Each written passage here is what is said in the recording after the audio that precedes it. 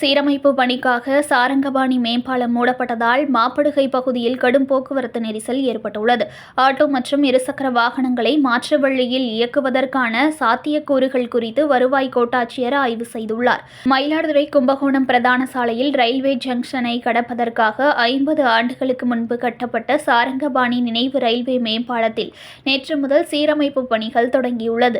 3 மாதங்களுக்கு இந்த சீரமைப்பு பணி நடைபெறும் என அறிவிக்கப்பட்டுள்ள நிலையில் ரயில்வே மேம்பாலம் மூடப்பட்டது. மாற்று வழியாக கல்லணை பூம்புகார் சாலையை பயன்படுத்த பொதுமக்கள் அறிவுறுத்தப்பட்டுள்ளனர்.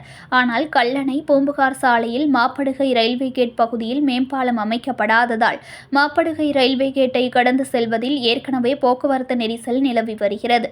இந்த நிலையில் கூடுதல் போக்குவரத்து காரணமாக மாப்படுகையில் ரயில்வே கேட்டின் இரு புறங்களிலும் சுமார் 3 கிலோமீட்டர் தூரத்திற்கு பொதுமக்கள் சுமார் 2 மணி நேரத்திற்கு மேலாக வாகனங்களில் காத்திருந்து கடந்து செல்ல வேண்டிய நிலை ஏற்பட்டுள்ளது. வருகின்ற திங்கட்கிழமை பள்ளி திறக்கப்படும் போது இவ்வழியே செல்வதில் மாணவர்களுக்கு நேர விரயம் ஏற்படக்கூடும்.